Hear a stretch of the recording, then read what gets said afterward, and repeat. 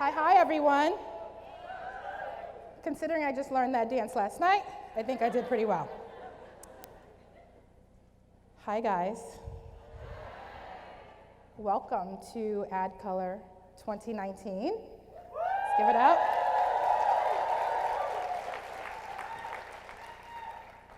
Who's excited about tonight? And who's even more excited about the weekend? Yes. So I want to thank, this year, as you know, we like to turn it up, so I want to thank DJ Olu Bliss for blessing us with music. And I also want to thank in advance our ALS interpreters to my right.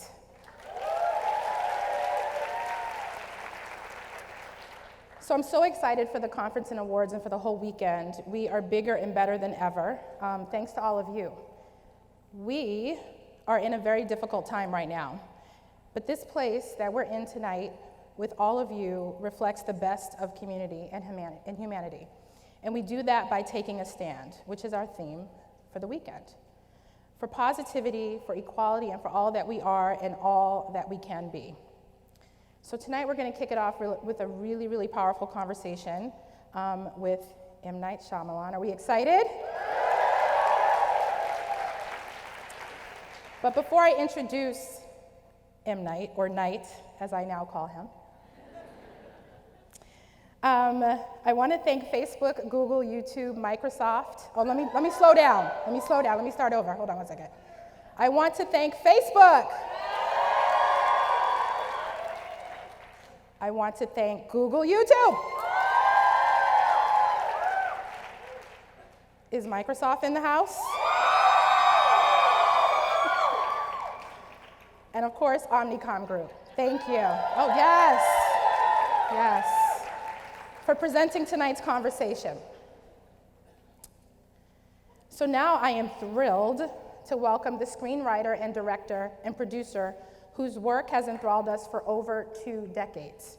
He's actually celebrating the 20th anniversary of his breakout hit, The Sixth Sense, right now. And honestly, I still see dead people. I don't know about you guys. Like there's one, I'm just kidding. Through films including Unbreakable, Signs, The Visit, Split, and Glass, he has built his own creative roadmap and has developed a point of view that is explicitly his. And tonight, he's going to inspire us to do the same. So please help me in welcoming M. Night Shyamalan. All right, here we go. I've never been on. Oh, you like the kicks? Thanks. Do you see these? These are they one of a kind? They're not one of a kind. The Sixers gave them to me. The 76ers is like for the playoffs. They're one of a kind. Okay, let's do a little speed round to get us started for our ADCOLOR community to get to know you. So, sure. What was the last movie you saw that wasn't your own? Whoa.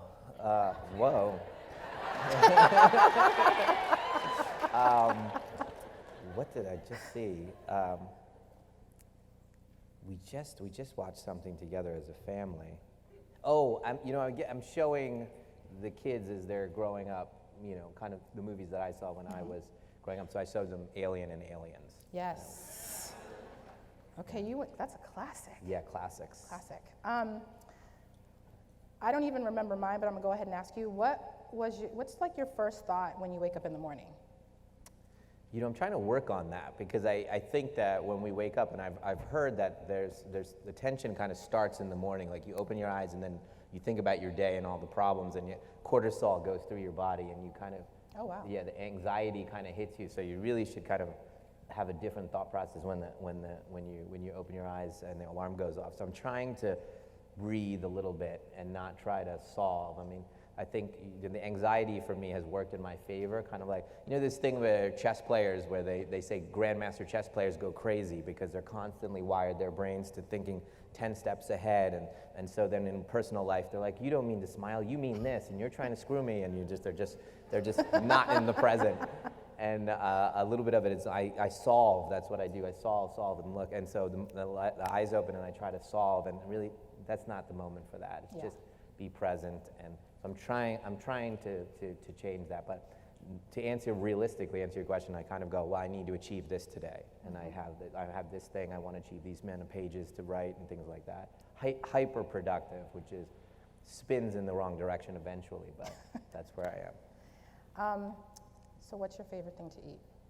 Oh my gosh. I would say, I'm going to answer every question with whoa. I really don't know what she's going to ask me. I would say, I guess. He has no idea, by the way, of any of the questions. Yeah, I would say a cheeseburger. I know it sounds crazy, but it's such a quintessential American thing, and it's always been, kind of a thing, because I live in Philly, and we're, just, Philly people. And I have just an amazing opportunity to eat at the best restaurants and the best chefs in the world, and unbelievable, and I love the artistry of all that, but at the end of the day, I think the thing that's made me a little bit successful with people around the world is that I have relatable tastes. I think Seinfeld's the best show. I love Coca-Cola, and I love it, and I love cheeseburgers. Michael Jordan's the best, basketball player of all time. These are just my beliefs, so. Beliefs. What's your favorite place to be, like to go and visit? You mean in the world? Yeah. For whatever reason, probably Paris. I travel around the world a lot, and I don't know why. I've always had an affinity for that culture in that city. Also Tokyo as well. For whatever reason, those two places, when I'm sent around, I feel very at home, which is strange because a lot of people don't feel that way. I was born in Pondicherry, India, which is actually a French province. There you go. Pondicherry, India? Right there? Oh my God, that's awesome. This is definitely a diverse crowd. That has never happened in any speech I've ever had. And so my birth certificate's in French, and so, in spiritual theory, maybe I was French in my last life. So. Well, speaking of the origin and where you came from, you immigrated from India as a child with, parents who were doctors and landed outside of Philly. Yeah. So how does your immigrant experience inform your life and your work? It's profound. I believe the idea of kind of coming to a country, my dad's belief, like he literally looked at a map and said, I want to go to the United States and follow the American dream, and I want to go to Boston or Philly, and then he looked at Philadelphia and the Declaration of Independence and the Liberty Bell, and this is where it all started, or that's where we're going to go. So that was his thought process, yeah. And that you can become anything. And I'll tell you this story, and I guess you remember that I did an ad for American Express once where I was in a cafe, and this was a while ago, and I was like, I had all these kind of dreams, and they were coming out. Well, there was another idea I was going to pitch them, which is this story about my dad, which is, this is a true story. So my dad he's like a teenager, and he goes to a village, and they read his fortune. And he's just this boy in a village, and they go, you're going to travel the 7 seas, and your name will be known over all lands everywhere. And then his first thought was he was going to commit a crime. That's what he was like really scared, because he didn't know how else you could become that famous if you committed some kind of crazy crime. So then he goes and he becomes the first doctor in his family, goes to the medical school, and then he applies to go residency in the United States. So he's flying to the United States, and he's like, this is it. And he's flying over the 7 seas, and he lands in Philadelphia, and then he does his residency, and then he opens up his clinic in a really not a great area of Philly, and he puts his name up on the building. And he's like, this is it. This is how this fortune is going to happen. And the next morning, it's covered in spray paint, and the windows are shattered. And he puts it up again, and he keeps the clinic alive, and he keeps going. And he works really hard, and he has a family. And little by little, there's a little boy there who he has after his daughter. And then the little boy finds a little camera in the background while he's going to work every day, and he's getting discouraged about this name. And then this little boy starts making movies. And then I was pitching this that he gets in the limousine to come to the premiere of his son's first movie. He gets out and he looks up, and his son's on the red carpet. And this actually happened, and I pointed up, and on the marquee is his name on the thing, right? Shyamalan. And so. That's beautiful. So it was like. So the wish came true. Was right. It was right, yes. It was right. You grew up in a Hindu household, but went to Catholic school. Yeah. Huh. How did that shape your sense of spirituality and belief? Well, it was great. I felt, because you were kind of hearing two narratives, completely opposed narratives, one at home and one at school. My parents did it for the discipline, the nuns and the rulers and all this stuff. And at that time, no girls, so they felt that would keep me focused.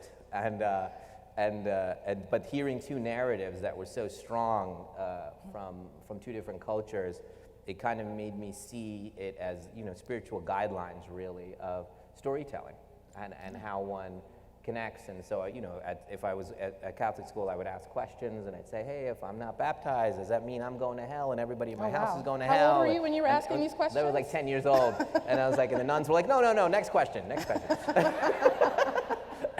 And so it was great to, in a way, as an adult, and actually because I make stories that are kind of spiritually imbued a bit. I mean, they're not on the surface, but underneath, questioning these things about our place in the world and stuff. And I think that was important, that cultural difference, and then also those two narratives of spirituality. I love that. Well, you speak lovingly of your parents and your father, but honestly, they weren't really thrilled with you becoming a filmmaker. And there can be a lot of pressure from immigrant parents, from parents of color, for their children to go for a more stable career. Yeah. How did you find the courage to sort of fight against, what you wanted and not their dreams but yours? Yeah, it was just a kind of, I guess, a slight rebellious nature to the constraints that was expected of me. I know my Pondicherry sister over there who screamed, there she is. You know what I'm talking about. There's a lot of, the immigrant expectations are, they keep driving and driving and driving with their head down, and they want it to be for the right reasons. They want the best for their children more than they did, and so I was successful at academics, so that kind of assuaged them for a bit. In fact, maybe added to the problem because it felt like, well, then you have every opportunity, and they had that immigrant mentality, and they still do. Even at 80, they're still in that mentality. But when Spike made She's All That, he wrote a book, and I got to read his book, and I realized that, wow, you can just, I don't know, movies always felt like something not related to us, way over there in Hollywood, but it was very relatable when he did it. Wow, he went to this school called Tisch School of the Arts, and you can go to school for this? Yeah. And so I was like, huh. And so I just started to make movies on the weekends all the time. It was a hobby. Then I started to touch it with my parents and said, you think maybe I go to school? And so I lied about my age and went to a summer program at the School of Visual Arts. And I took class there. I think my parents were hoping I would get scared off from it, but I came back and I was like, no, this is it. I would love to do this. And so I applied early and only to one school. I applied only to Tisch School, got a scholarship, and I came and told my parents, I told my dad first, and he was watching hockey. He's a big hockey fan. And I was like, Dad, I got into the NYU Film School, full scholarship, I'm gonna go. And he didn't even turn and look. He just kept staring at the hockey game, and I was like, and with Asian parents, that's how they just are disappointed. That's it.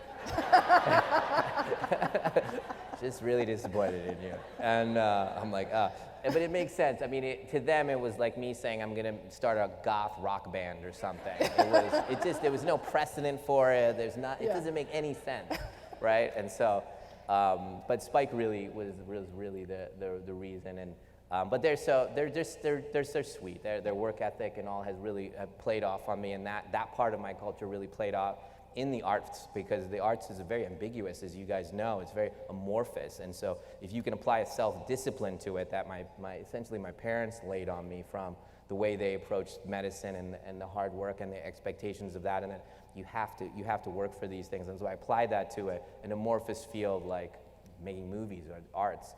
You get up every day, you get this amount done, you achieve this, you learn about that, and I try to put a system to a non-system, and it helped me navigate long-term hurdles over life. A funny story about my parents, the immigrant thing. I said, hey, Mom, Dad, guess what? The Clintons asked me to come to dinner to the White House, and my mom was like, oh my God, great, maybe something great will come of this. And I'm like, no, Mom, that's the great thing. They're not gonna give me Puerto Rico. That's not what's gonna happen. Just the dinner, that's it. So, but that's the immigrant mentality. We can get ahead, let's get ahead. Ask Clintons to get us ahead. So besides that Clinton moment,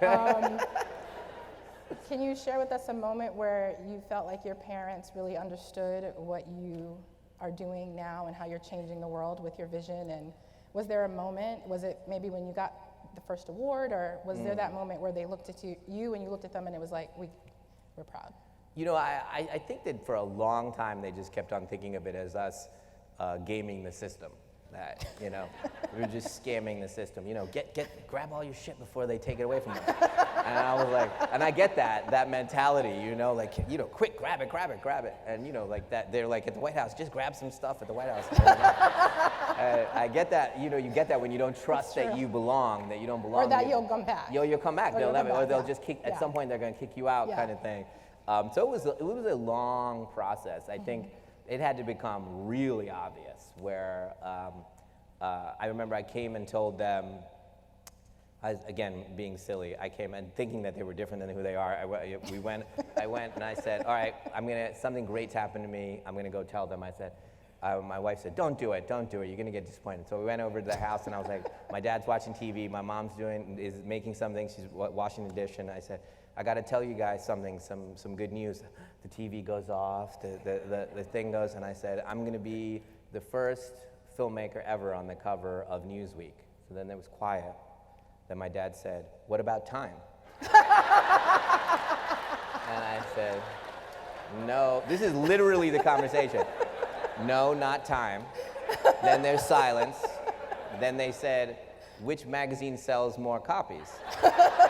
And I said, Time. And then they were like, that's nice. Then TV goes on, and then the faucet goes back on, and I'm like, but when the magazine came out and it was everywhere all over the world, they got like 400 copies. I'm like, stop it, don't give it to your dentist. And everybody's like, yeah, so it felt real to them. That was a tangible, like, America, if they put you on the cover, that must mean something. Yeah. So they had all that stuff there. That's so awesome. I think many of us can relate. Yeah. That's my mom right there. I can relate to that. Oh, hi. Yeah. Thanks, Mom. She's great. So you spoke about Spike Lee, and both you and him are very instrumental in inspiring a lot of creatives, particularly in terms of your self-financing. So you self-funded your first films, which were, The Visit and Split. And now you're working with studios again. You have your own studio, and doing a new series with Apple. For the creatives in the room, when do you think it's wise to sort of put up your own money or your own financing versus seeking out capital from studios and from other people?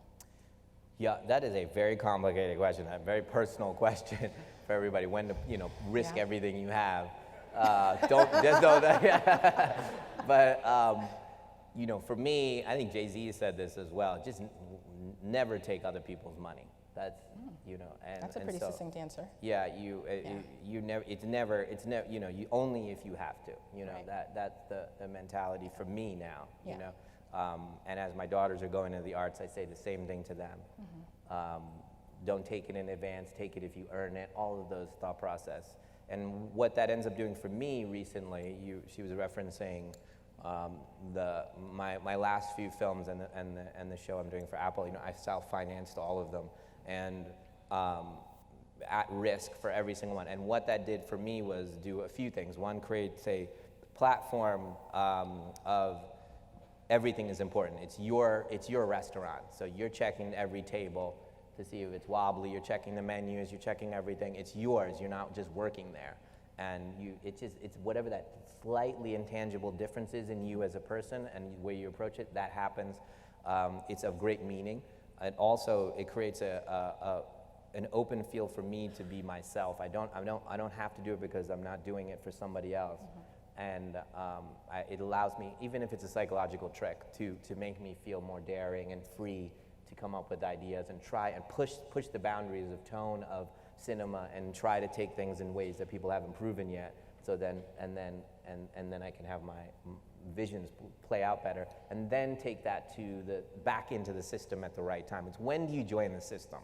So if you're trying to say, Well, look, this is such a long conversation of our voices, because some of it, what we're saying in this room is, are our voices valid when the system is saying our voices and our experiences are slightly different than theirs, right? So how do you incorporate that? So in filmmaking, I have this theory about, there's we'll call it commercial films, and we'll call them art house films. Those are really broad titles, but if we say commercial films completely acknowledge the audience. We're going to Fast and the Furious, and it acknowledges that you're a doorman and you spent $12 and you came to see it, and we're going to entertain you. We know what you want. We see you, we see you, we see you.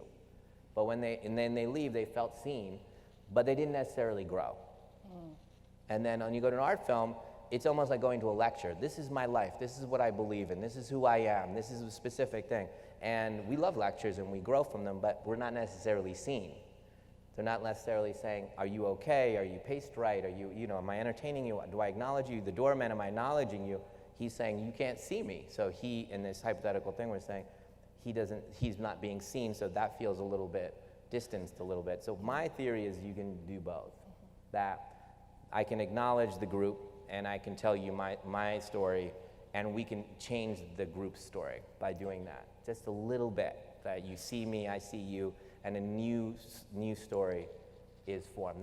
That's been my theory, and I know all of us in the room, I think this is our journey a little bit. How do you incorporate into the system without pretending you're not you, and expanding that system just a hair. And obviously nobody likes change, so that's a tough one. Yeah, I mean, you speak about, it's pretty incredible, the career that you've had and all the films that you had and have. And I think part of why they're so successful is because you have this writing process, and you kind of approach it like an athlete. Do you want to talk about your process a little bit?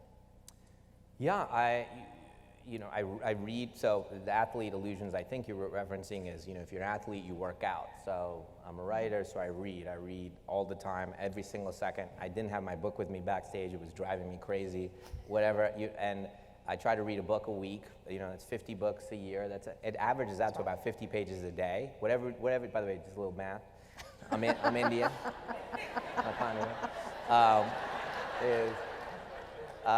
It just turns out, however pages you read a day is how many books you read in a year, because on average, they're about 350 pages in a book, on average. Some are longer, some are shorter, but it averages out to that.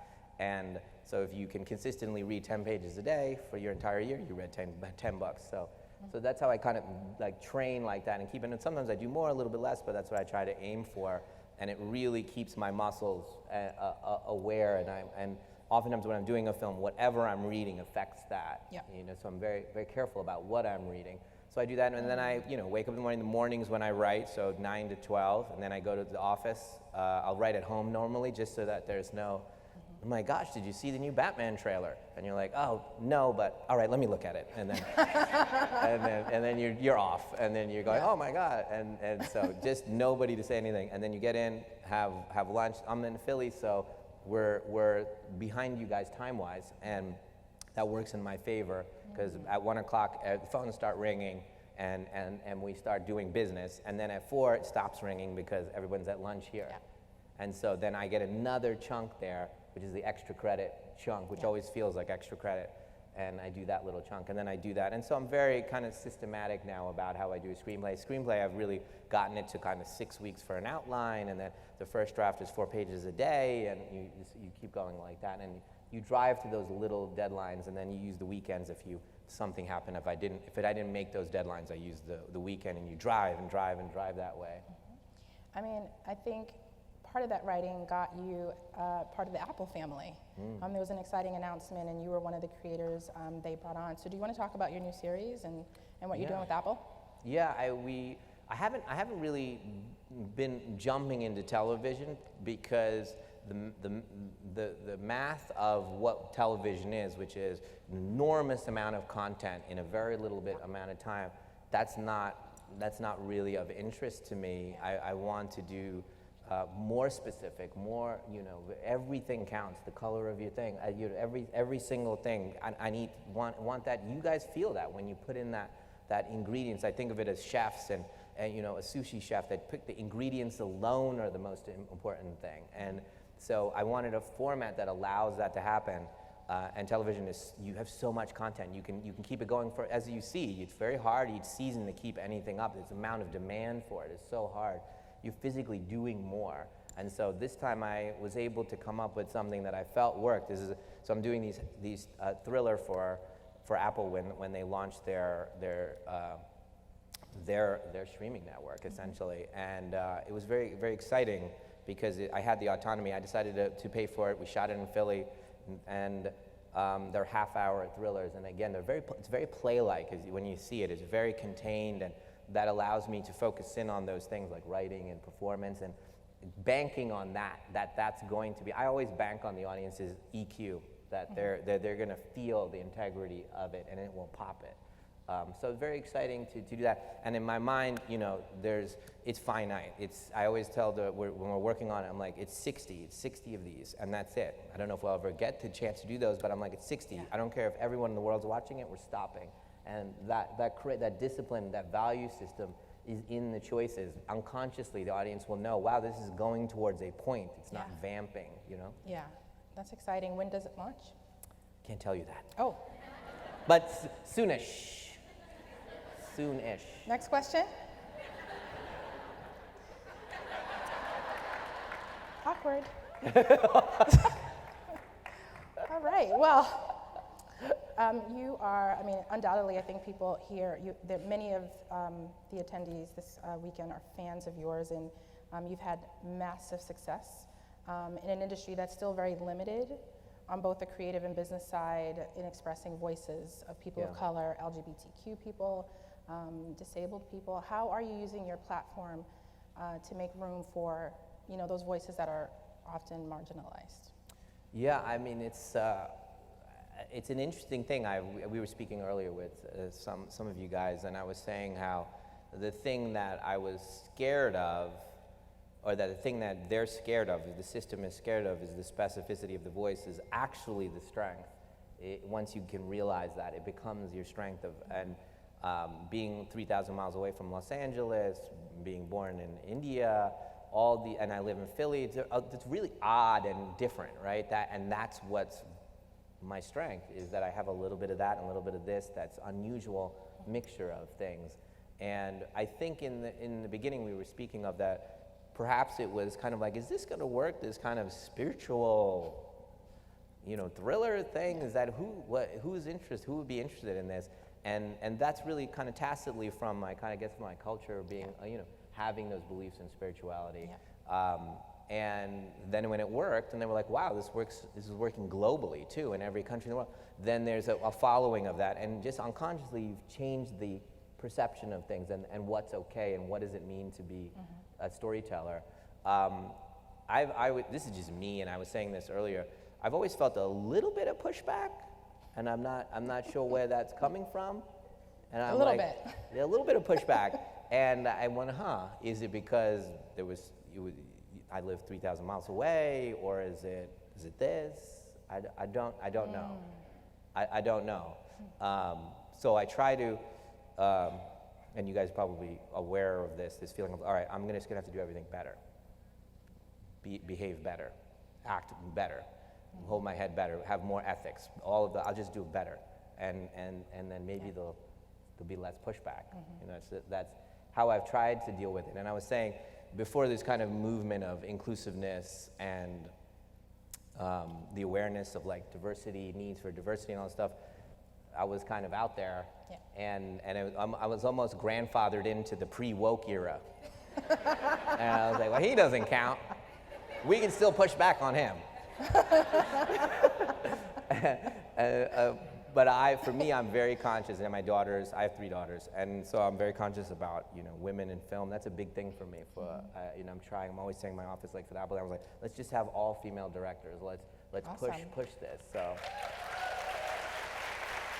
awesome. You can see it. We'll have like, you know, when we're doing a series and there's a male director doing an episode where it's a female point of view, it's tricky. Yes. And it's tricky. They're leaning towards this way or that way or physicality or this, and that's not quite what needs to happen. And then so you can see the things that are important to each of us are different, and so we have to portray different value systems. So it is really important to me. And even for me, in some weird way, kind of saying, hey, don't put on the poster, this is back in the day, don't put on the poster from the writer-director of Sixth Sense. That's taking me away from the audience. So put my Indian name on there. And then so they know who did it, and it wasn't a Smith. It was a Shyamalan, you know? So, Awesome. so, you know, I tell that a lot. I want that. Don't mitigate this relationship that I have. We're going to love and grow together. And you know, there's people in the like say in the South that wouldn't think of themselves as open-minded, but they love my movies, and they maybe whether they think about it or not that they don't have anyone of color in their circle, but they love my movies. That's changing them just a hair. They don't realize it, but the mores and the values of what I'm talking about are there, and they're slightly different. Yeah. The outsider is always represented. The marginalized person is always represented. Mm-hmm. Thank you for that. That was amazing. That was a great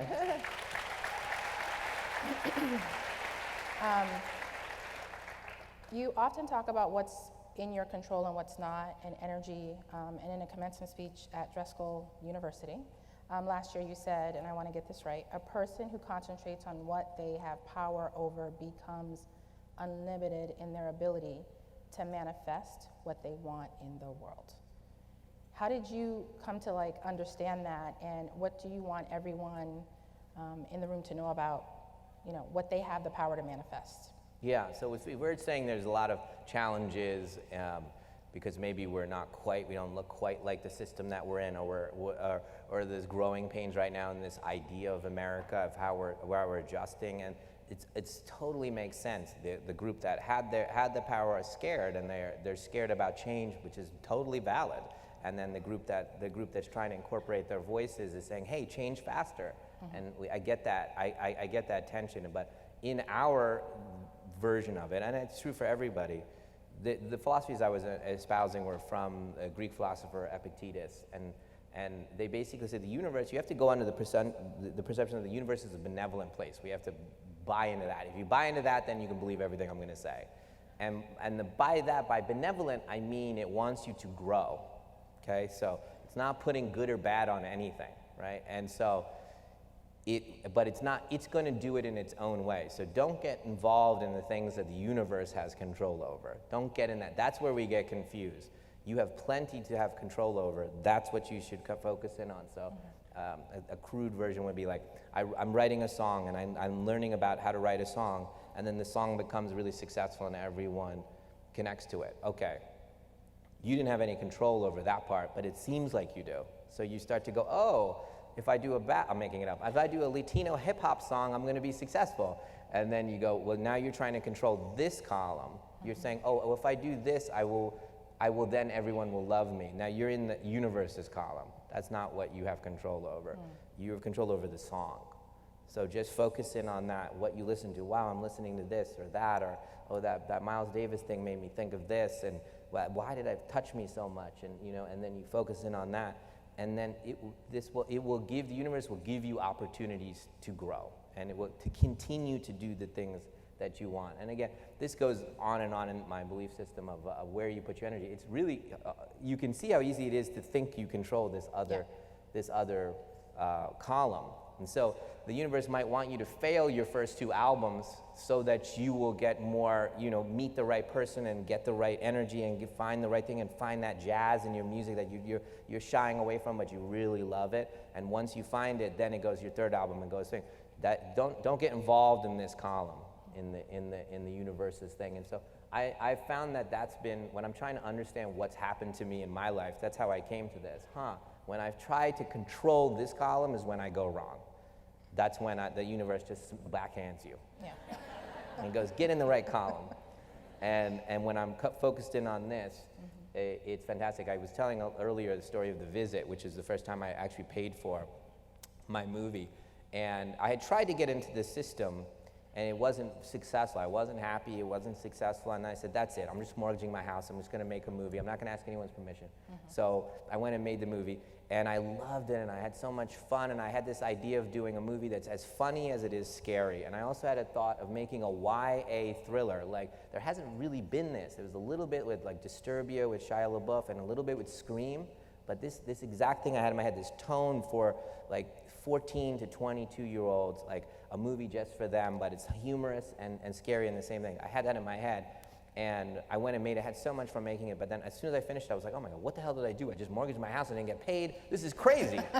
And then I was like, this could end everything. And then I was like, oh, you know what, let me just sell it really quick. So 6 weeks after, I showed it to all the buyers. But I just slapped it together and showed it to them. So what was I doing there? Which column was I in? This column. Wrong fucking column. And so I stopped being in this column and I jumped to this column and I was like, let me control the outcome. Let me control the universe of stuff. Showed it to them, they all passed. They all passed on my film. And one group said, but I do want to see it, it's really good. Can I see it when it's done? So that's it. And everyone else passed. That's it. So then the agents and all were like, hey, we can sell it to VOD, we can get you a little portion of your money back. So my career is essentially over, right? VOD, my name means nothing. I don't have any money. My house going blah, blah, blah, all this stuff. I have nothing else to do, so what can I do now, 9 a.m. the next morning? Well, I can finish the movie. So all I can do is I have the movie. So then I went and wow, you know what, let's use that take. Oh wait, you know, let's move this here. Wow, that line's better there, huh? You know what would be really fun is if she never said that, and then one by one, I just made one moment better, one line better, one scene better, had another idea, oh, we could shoot this, it wouldn't cost much, and I could put that on there, and I forgot completely about the other column. And I just kept doing it and doing it and doing it. And then when I was finished, I didn't have any worries about the other column. And I was like, let's call that one person that wanted to see it. And it was Universal Pictures. And I said, you want to see it? We'll show it to the movie theater. We did. They bought it that week. Then it went on and made $100 million. And then I've made 2 more movies with them. That's amazing. That's how close it is. So then we made 2 more movies. Those movies made up over $500 million. I just signed to do 2 more movies. You know, before this is done, this is going to be $1 billion that we did together, right? And I was about to go bankrupt just from not realizing where my power is, which column my power is.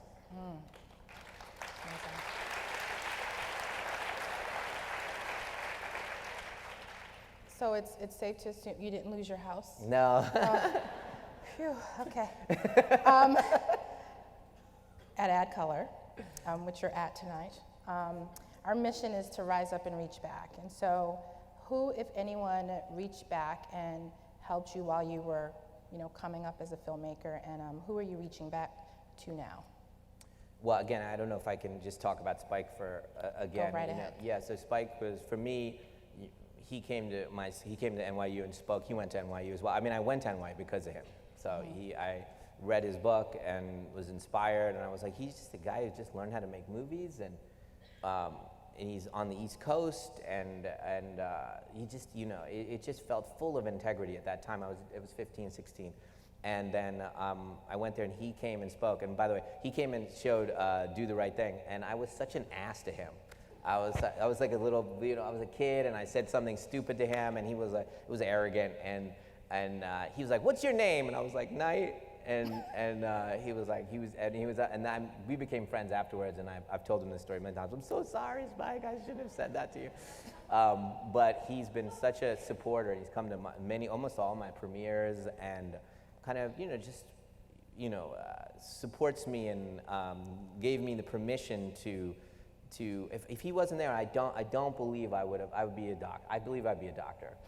I really do. If he wasn't there to just say it's possible, and said, hey, I'm like you, and I don't know anything, and we're gonna do it together because I like cinema, and so he was a big thing, and so I try to now with like the filmmakers on the Apple show, for example, we have filmmakers there, and they come in, and I'm really challenging them to be present in the filmmaking process. So I'll say, and I've very specific things about images and camera and all, and everything has a meaning.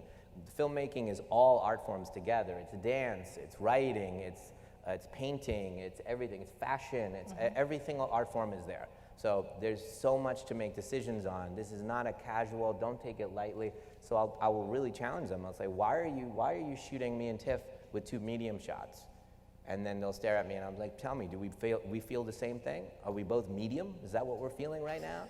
I was like, tell me why, and then their face gets red. I'm like, no, tell me, you making a decision, why is this medium? Or are you abdicating yourself in the process? Are you taking yourself out and you're just doing wide shot, mid shots, and close-ups, and that's it? Because now you're not here, and so you're not an artist. And I said, where are you? Whose scene is it? What do you feel about her? What do you feel about me? Whose scene is it? What do I feel? Where is this in the overall architecture of her story? Is this where she finds her strength? Is this where she gets up off the stage and goes back there and says what she needs to say to, yeah, exactly. Where is that moment? And so the camera doing this means something very different. You know, in The Godfather, right before the horse's head scene, if you haven't seen it, I'm sorry, I ruined it for you. The camera's just lowering just a little bit on the exterior of the house, right? That's very different than anticipation this way, which has a kind of a different emotional thing. And when you're in front of a character, the camera moving from profile to center says something very different. That's like making a decision, like contemplating being, you know, detached and then making a decision, versus the other way around, versus lowering, versus an angle. All of these things have an emotional thing. So that's all your ingredients. You have to be there. And so these are the conversations I'm having with them. Thinking, you know how powerful you are when you're making, why are you doing a mid shot of us? So tell me, you know, really tell me who you are, what are your interests in. When I see filmmaking done well, when I see, you'll see the person that's doing it and then the subject that's being made, they're very similar. Like if you see Quentin on the set, he'll be like, he'll be, you know, going really fast and talking really, like, pick up the fucking thing and do that thing, and then his characters start talking like that. And they start acting with that energy. And when you come on mine, I'm like, where's your place in the universe, man? And so then they start thinking like that. Everybody's there themselves. It's true. It's very true. So really asking them to never detach, never go by. You ask yourself, why are you doing this? What does that mean? What does that lens mean? What does that, you know, why are you making those choices? We can turn on, and sometimes with my daughters, I'll just randomly turn on television and I'll say, this is, all right, turn on anything. And I will turn it on and I'll go, stop. Why does that feel wrong to you? Like a television show. And I go, because they use 2 cameras at the same time because it's convenient and fast, right? But is that what she's feeling? Is that lens the right lens, or do they use it because it's out of the way of the other lens? And so you're feeling more kind of a detachment. There's not artistry there. It's convenience there. And is that lighting the right lighting for what she's feeling at that moment? What does the lighting convey you? And my daughter will say, nothing. And I'll be like, nothing. Because they didn't think about it, right? And they go, where are they coming from? So all of those thoughts about it. So that's what I try to do with the younger voices. And also, I've made a decision to kind of really try to take chances in the filmmaking. So I'll hire brand new people all the time. So my composers are first-time composers, second-time editors, first-time cinematographers, all coming out. I'll see a short film or something they did, or their first film they did, and I'll hire them. And that allows me to see the world through their eyes, so that my experience does not work against me. There's a reason why people don't continue to make great art. You kind of use craft to protect yourself and experience, and also you have hubris that says, oh, I've done this way. And when you work with new people that maybe wouldn't have gotten these chances, it's everything to them, right? Like my cinematographer, oh, thank you. I feel like we're literally in a master class with you. Do you guys feel that? No, like, I hope you wrote all this down. I also feel like I just got directed by M. Night Shyamalan. I'm just saying. You are great, by Movie the way. coming soon. I gotta capture this. Mom, No, it's I gotta 90s. capture this. It's the 90s chic. Are we ready? Okay. So, you know, the theme for this year is take a stand, and you know, you have throughout the evening talked about ways that you've taken a stand, but you know, can you elaborate a little bit more about what take a stand means to you and your own life and your own work?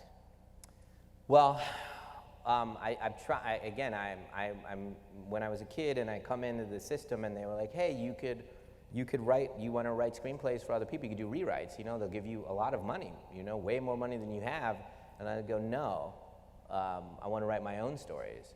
And they were like, good luck with that. And there's always this resistance of it's impossible to incorporate your voice into that. And I just don't believe that. For whatever reason, I was born with sometimes we talk about it as clinical optimism. It's just like broken in me. Like the thing is like, it's just, I don't buy this argument that we don't have agency. So whenever I see, so when I wrote a book about closing the achievement gap academically, because I don't buy it. I don't buy that these low-income inner-city kids are not smart. I just don't buy it. So. And what you find really interestingly is, so I'm answering that, I try to do everything with the way I am and with the kids and with our foundation, a sense of reminding people of their agency, both in my movies, but to myself.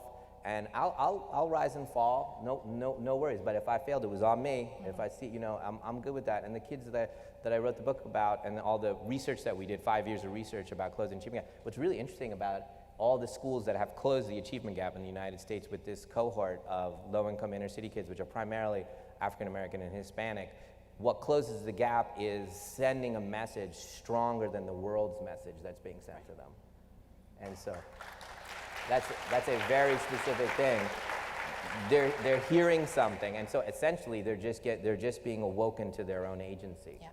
And when they find that, and suddenly they can achieve at the highest levels and outscore actually the white suburban counterparts.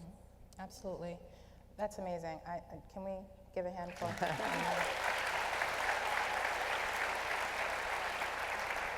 Is there a question that I haven't asked you that you want me to ask you?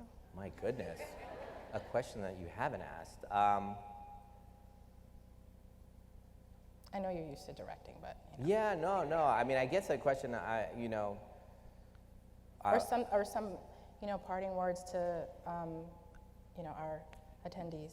Yeah, I mean, for me, I think now I'm always, for me, food is is the air I'm breathing. Is I need someone to inspire me. I need, that's truly. I don't mean success. That doesn't. I mean somebody that really is specific and that comes up with an image or a thing that's so. I know it came from that lady in that chair and only her. When I have something like that pops into the eye, it gives me permission. I think Mandela said something like that. If you make your light shine, you give permission to everyone else to do that. Yes. So we all need you. Like I need you to give me light, I give light, and we all give light to everybody. So you think what you're doing is unimportant, but it just has these ripple effects, both in the group of people that you're working with, but in the culture. It just starts changing the culture, and so I'm looking forward to, seeing all the stuff that you guys do and all the generations that you guys are going to inspire in the future. And well, he just joined Instagram, @imknight, so follow him, please. Let's get his numbers up. But something is moving me, so I'm just going to do this. It's not rehearsed or anything. Nayantara, can you come up here? Is this my Pondicherry sister?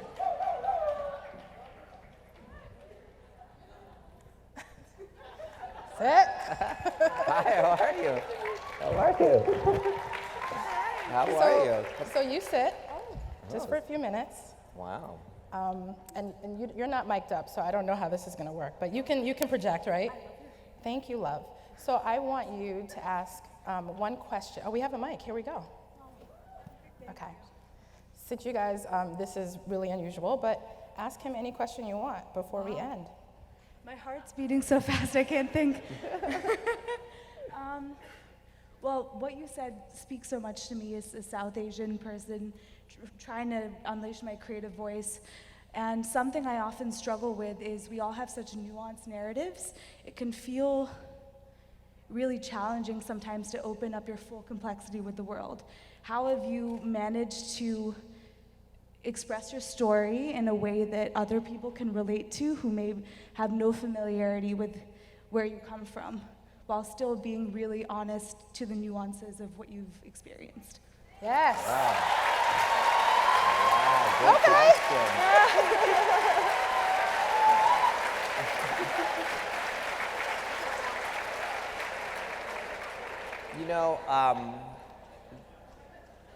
The art form that my particular art form is there's offshoots and the Apple thing and all that stuff are different, but I guess because the art form that I do is I show a story to a room like this, 500, 800 people in a room, and they become one group entity. They each affect each other. The older man's affecting the 14-year-old, and it's all happening on a subconscious level. And that group EQ that happens, and I believe in it deeply, is something that I trust and I think about when I'm telling a story. So if I'm telling a story of like us in Pondicherry or something like that, there is something that is so, you know how you go to a different country and you can see familiar faces in different cultures. Wow, that's that angry dude. There's that, there's that thing. They have the same face, we're all so similar. And I do believe in any story, whether it's a guy breaking out of prison, whether it's someone in Pondicherry, whatever it is, there's a universal way of telling that story of saying, I'm feeling this. Our job is to make you guys feel what the characters are feeling, so that your life experience expands a hair from that. So that's the art form in and of itself is there. And so when I'm writing, I try to find, what is it? Oh, it's a wife who's trapped, and so I need to, what is she feeling? How can I show you that? Oh, I can, and again, all the techniques I was telling you about. So if you were the wife that was feeling trapped in her life or something, her kids are talking and I'm just slowly moving and the lens is getting longer and I'm doing whatever I want to do to create this kind of squeezing feeling, then they go, wow, she's feeling suffocated, and her children's voices are going away, and those are the kind of, and that could be in Pondicherry, India, right? She's trying to cook, and they immediately goes, the woman in Brooklyn goes, I feel that, right? And you try to, that's the beauty of, I think, our hearts expand when we connect with someone else's life. So, and you just have to believe that your life is valid. And so, great question. Thank you. I think I have a mic, hold on. It's right here. So I want us to give a round of applause, mainly a standing ovation for this creative genius. You can ask for a standing ovation.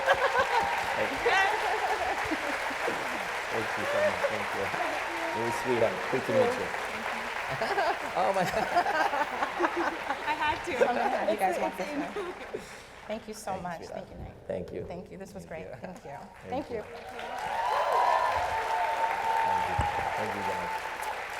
So you want to stay for our announcement? What Here do we you go. got here? Okay. So Knight, you may not, because I know you're busy, but join us tonight at 10 for ADCOLOR After Dark. It's a new offering from ADCOLOR at the Avalon Hollywood. Is it a party? It's a party. It's going to be Belle Biv DeVoe and our 2015 ADCOLOR Catalyst MC Light. The attire is 90s chic. I tried.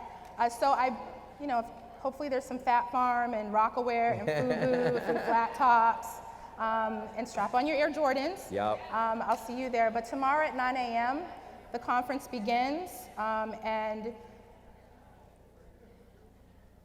where we zero in on the ways we can and must take a stand. So thank you. I can't wait. See you tonight. Thank you guys so much. Thank you guys so much.